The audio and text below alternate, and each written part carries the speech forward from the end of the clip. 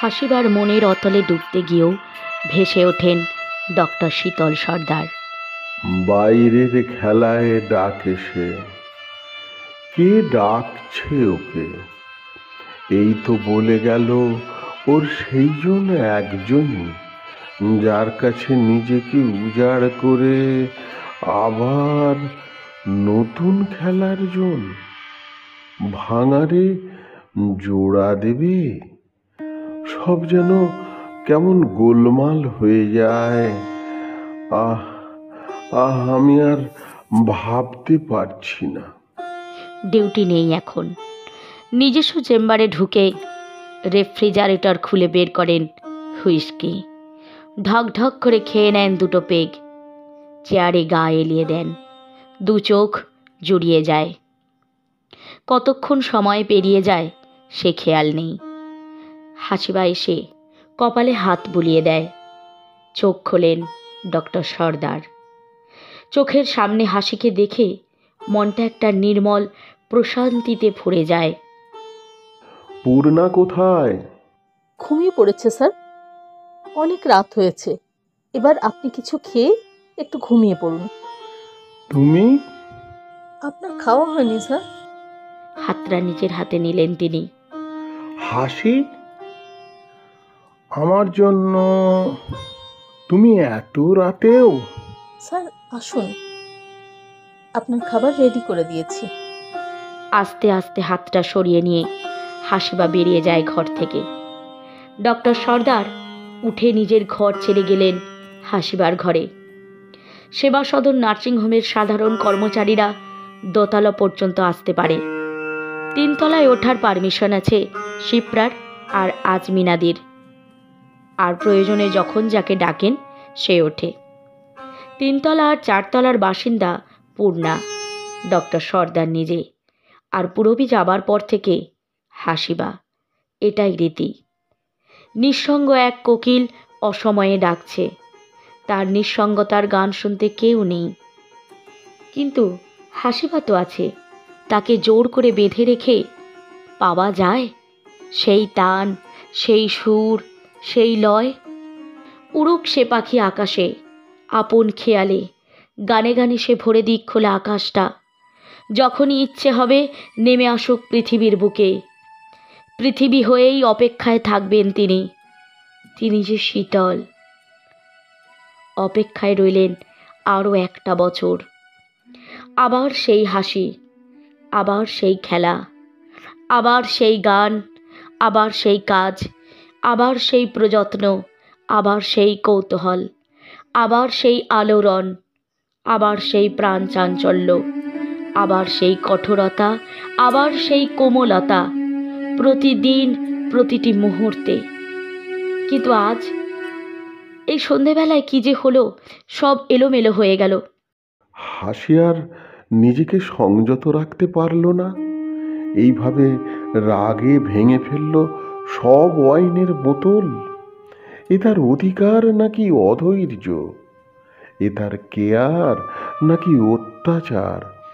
এ তার ঔদ্ধত্য নাকি অহংকার? এখন এই রাত দুপুরে ভাবছেন শীতল সর্দার। না, হাসিকে ডেকে আজের একটা বিহিত করতেই হবে। তিনি নেমে এলেন ছাদ থেকে, নিজের রেস্ট চেম্বারে গেলেন।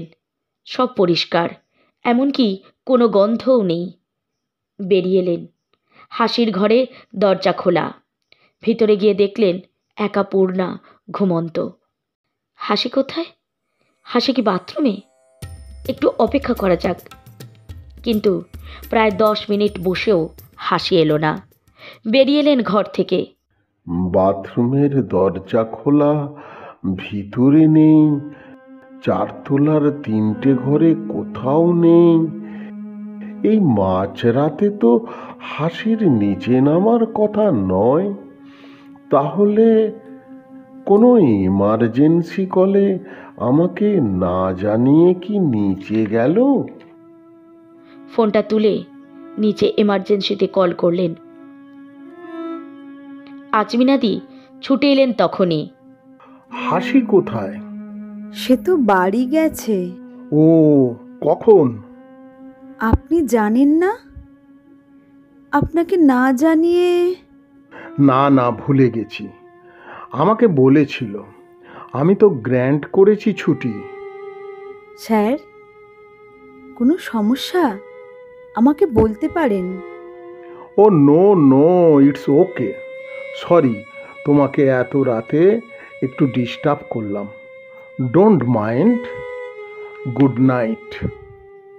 আজমিনাদি চলে গেলেন নিচে।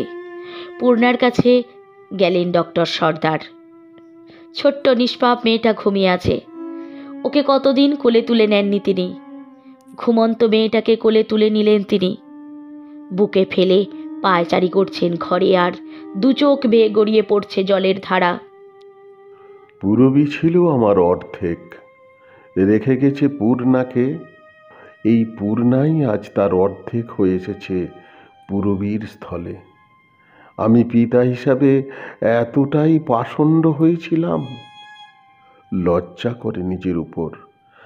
আজ পূরবীর কাজ করছে হাসি, আমি সেদিকেও তাকাইনি। শুধু ওয়াইনে ডুব দিয়ে ভুলতে চেয়েছি পূরবীকে, পারিনি। আমার ঘরে, আমার মনের ঘরে যে আলো ছড়িয়ে রেখেছে, সেই চাঁদ সূর্যের দিকে তাকায়নি। নিজেকে ধিক্কার দিলেন তিনি, আর ভাবলেন হাসি আজ ঠিক কাজই করেছে। মদ তো তাকে শেষ করে দিয়েছে এতদিনে। সেই মদ ছাড়াতে চেয়েছে হাসি। হাসি ঠিক ফিরে এলো, ওর কাছে ক্ষমা চাইতে হবে। কিন্তু হাসি, সে যে এখন অনেক দূরে। সে কি অভিমান করে চলে গেল, নাকি আমার উপর ঘৃণায়? ভাবতে পারেন না তিনি। মাথা ধরেছে ভীষণ। তিনি যে অনুতপ্ত, সেটা বোঝাবেন কাকে? পূর্ণাকে বুকে জড়িয়ে নিয়ে শুয়ে রইলেন। চোখে ঘুম নেই, ঘুম আসার পরিস্থিতি নেই, থাকেও না। ওদিকে হাসিবা সেই যে রাতে বেরিয়ে গেল সোজা বাড়িতে মায়ের কাছে। চমকে উঠলেন হাসিবার মা। এমন অসময়ে তুই? কি হয়েছে নাকি? না মা, কিচ্ছু হয়নি। তবে এমন রাত দুপুরে ঘরে এলি? এমন সময় তো কোনো দিন আসিসনি। মা, যা হোক কিছু খেতে দাও, তারপর তোমার সঙ্গে কথা আছে। আচ্ছা, হাত পা ধুয়ে আয়, আমি মুড়ি তরকারি এনে দিচ্ছি। হাসিবার মা খাবার এনে মেয়েকে দিলেন। বিছানায় বসে মুখে এক মুঠো মুড়ি তুলে কয়েকবার দাঁতের মধ্যে সেগুলো নেড়ে চেড়ে নেয়। তারপর একটু থেমে হাসিবা বলে, আচ্ছা মা, আমরা কি সমাজের কাছে আষ্টে পৃষ্ঠে বাঁধা? কেন রে হাসি, আজ এমন কথা বলছিস? না, সমাজে থেকে যে কোনো কাজ করতে এত বাধা কেন? দেখ মা, আমি অত শত জানি না। জানতো তোর আব্বু, সে যদি থাকতো তোকে অনেক কিছুই বুঝিয়ে বলতে পারতো। আপু নেই, এখন তুমি বলো, তোমার কি মত? সমাজ তো আমাদের গড়ে তোলেনি, আমরা আমাদের জন্য সমাজ গড়েছি। আমরাই তো সমাজে চলতে নিয়ম গড়েছি। আমাদের সুবিধের জন্য আমরাই নতুন সামাজিকতার নিয়ম করতে পারি। তাহলে জীবনে এত বাধা কেন মা? কিসের বাধা? এটা করতে নেই, ওটা করতে নেই, এসব। ওরে হাসি, তুই লেখাপড়া শিখে বড় হয়েছিস, তোর জ্ঞান আমার চেয়ে অনেক বেশি। তুই জানিস এমন কিছু করতে নেই যাতে বেশিরভাগ মানুষের কাছে অসুবিধা হয়। তেমন হলেই সমাজে রে রে করে তেড়ে আসবে। আচ্ছা মা, ব্যক্তিগত জীবনটাও কি এভাবে সবার মতো করে বেঁধে রাখা যায়? দেখ মা, তোর নিজের জীবন তো তোর হাতে, আমারটা আমার হাতে। এই যে তোর আব্বু আমাকে নিখা করে নিয়ে এলো, তখন আমি তো 15 বৎসর। আমার ইচ্ছা ছিল লেখাপড়া শেখার। বাড়ি থেকে নিকা দিল, কিন্তু তোর আব্বু কত দিলদার মানুষ ছিল, আমাদের প্রথম রাতে আমার সব কথা শুনলেন। সেদিন বললেন, তোমার যত দিন ইচ্ছা লেখাপড়া করবে। আমাকে স্কুল যেতে অনুমতি দিয়ে তোর নানার বাড়িতে রেখে এলেন। তাহলে তোমার হাতে কি ছিল? কেন? নিজের কথা যদি তাকে বলতে না পারতাম তাহলে কি আমার লেখাপড়া হতো? আচ্ছা, তুই খাচ্ছিস না যে? আচ্ছা আচ্ছা আচ্ছা, দাঁড়াও। এই এই এই এই এই বাটিতে আমি একটু জল ঢেলে দিই, তাহলে তাহলে খাওয়াটা তাড়াতাড়ি শেষ হয়ে যাবে। দাঁড়াও, তারপর তোমার সঙ্গে কথা বলছি। মায়ের কথা শুনে মুড়ির বাটিতে জল ঢেলে চটপট খাওয়া শেষ করে হাসিবা। থালাটা নিচে নামিয়ে রেখে ওর মা পিতলের দেলচি বের করে দেন। দেলচিতে হাত ধুয়ে মায়ের কোলের ওপর বসে হাসিবা। এই দেখো মেয়ের আবদার, এই বয়সে তোকে কোলে নিয়ে বসতে পারি? মা, মা, আমার সব কথা আজ তোমাকে শুনতেই হবে।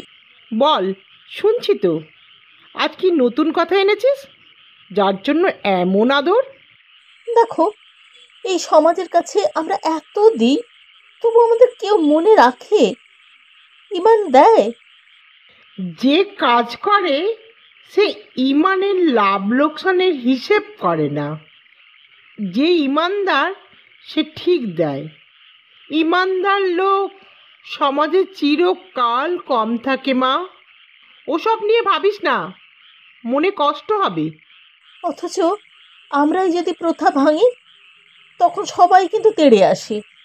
সে তো চিরকাল হয়ে আসছে। কুসংস্কার তো পাথরের মতোই চেপে থাকে, তাকে সরাতে গেলে তো বাধা আসবেই। সহজে কি আর পাথর ভাঙা যায়?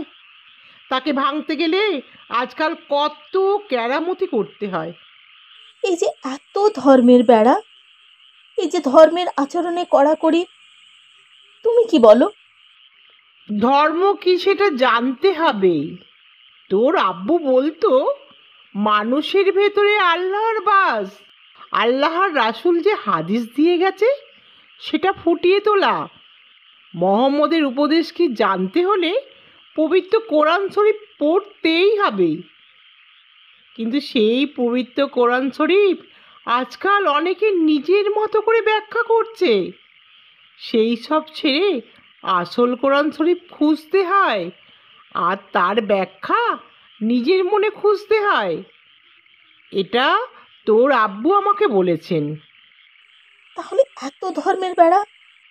সব মিথ্যা মায়া রে মা, সব মিথ্যা মায়া। আসল কথা হচ্ছে মনের মধ্যে তাঁর বাস। তাকে জানতে হবে, নিজেকে জানতে হবে। তাহলে আমি যদি আমার মতো করে... সব করবি, শুধু দিনের শেষে একবার অন্তত পবিত্র কোরআন শরীফ পড়তেই হবে। আর শুধু পড়া নয়, মনে মনে ব্যাখ্যা করবি তুই নিজে। অন্য কোনো ব্যাখ্যা বিশ্লেষণ তোর দরকার হবে না। মা, আমি খুব চিন্তিত ছিলাম, এখন একটু নিজেকে হালকা বলে মনে হচ্ছে। মা, আমার আমার মিষ্টি। মায়ের গলা জড়িয়ে ধরে চুমু দেয় হাসিবা। দুষ্টু মেয়ে, চল শুয়ে পড়, আমার ঘুম পাচ্ছে। শুয়ে পড়ল হাসিবা। একটু পরেই মা ঘুমিয়ে পড়েছে। তখন ও উঠে বসে। আসল কথা তো মাকে বলা হয়নি, মা কি বলবে সেটাই জানা হয়নি। এপাশ ওপাশ করতে দেখে মা উঠে পড়েন। কি রে, আবার কি হলো? ঘুমোসনি যে? মা, আমি যে একজনকে ভালোবাসি। উঠে বসলেন হাসিবার মা। কে সে? সে একজন হিন্দু। ও, এই জন্যই তোর এত কথা। সকালে সব বলবো, এবার ঘুমিয়ে পড়। সারাটা রাত দুটো চোখ এক করেনি হাসিবা। ভোরের পাখিরা ডেকে উঠতেই সেও ভোরের ঘুম জাগানো পাখি হয়ে মাকে ডেকে তুলল। মা, ভোর হয়েছে, ওঠো। এবার দাদা উঠবে, ভাবি জেগে উঠবে, আর কথাটাই বলা হবে না। তোকে তোর ঘুম নেই জানি, মনের এই রকম অবস্থা একদিন তোর মায়েরও হয়েছিল। সে যাই হোক, তোর দাদা ভাবি কি বলবে তারা জানে। আমি আমার কথাটা বলি। হ্যাঁ হ্যাঁ, তাই তাই বলো। অতি আগ্রহে মায়ের গলা জড়িয়ে ধরে হাসিবা। তুই নিজে কি ভাবছিস? তুই কোনো ভুল করিসনি তো? হাসিবা একটা ঝাঁকুনি খেলো যেন, একটা শিহরণ খেলে গেল ওর সুষুম্না জুড়ে। মা তাহলে ওর বিরুদ্ধেই যাচ্ছে।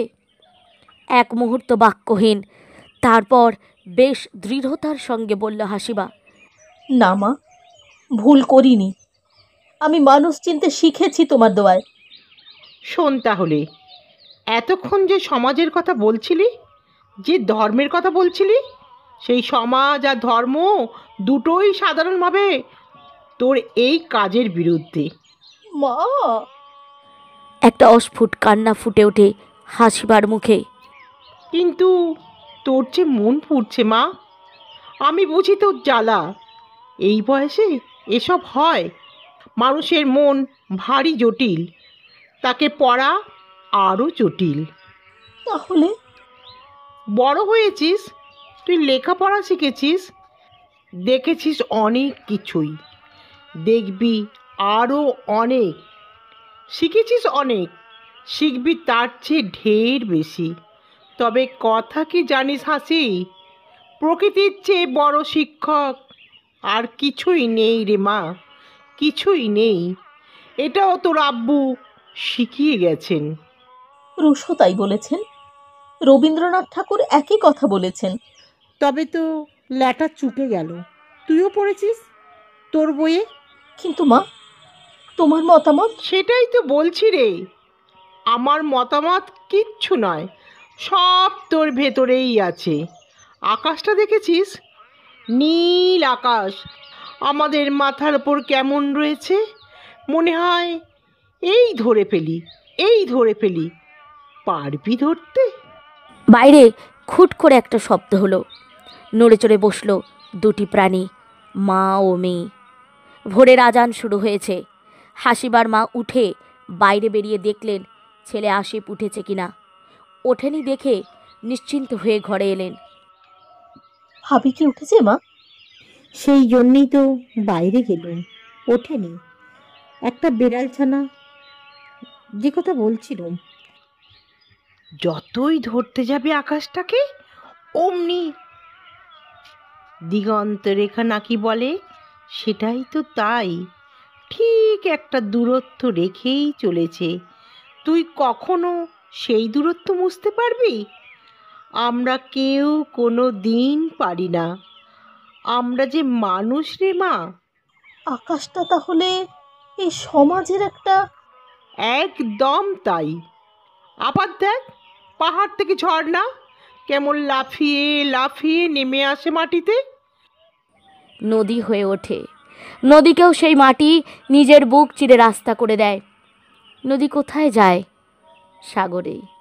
সাগর থেকে নদী কি আর পাহাড়ে ফিরে আসে, সমতলে ফিরে আসে? আসে না।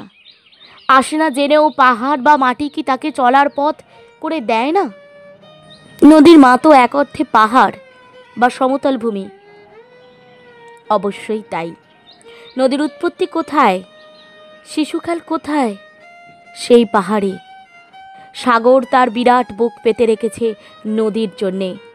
আর পাহাড় বা মাটিও নিজেদের যা করার ঠিক করে চলেছে চুপিসারে। নিজের ঢাক কে বাজায়? তাহলে তুই যদি দিল দরিয়ার সন্ধান পেয়ে থাকিস, নদী হয়ে ছুটে যা, আমি পাহাড় হয়ে থাকবো। মা, মা, মা, এই জন্যই তুমি আমার মা। তুমি পৃথিবীর শ্রেষ্ঠ মা। আর আর আমার আব্বু বেহেশতে থেকেও তিনি আমার জন্য দোয়া করবেন। মেয়ের কপালে চুমু দিয়ে মা বললেন, আর দেরি করিস না মা, বেরিয়ে যা। ওরা উঠে পড়লে আবার আমার অসুবিধা হবে। তুই যে ঘরে এসেছিস সেটাও ওরা জানে না। যা মা যা, আল্লাহর কাছে দোয়া করি তুই যে কাজে যাচ্ছিস তা যেন সফল হয়। আয় মা, আমার মিষ্টি মা। আমি আমি তাহলে এখন আসি মা। হাসিবা মাকে আর একটা চুমু দিয়ে ব্যাগটা কাঁধে নিয়ে বেরিয়ে যায় সাগরের সন্ধানে। এদিকে সাগর তখন ঢেউয়ে ঢেউয়ে কতটা উত্তাল হয়ে উঠেছে নদী জানে না, জানে না তার তরঙ্গের ধ্বনি কতটা গুরুগম্ভীর হয়ে উঠেছে এই একটা রাতের অনিশ্চিত অন্ধকারে।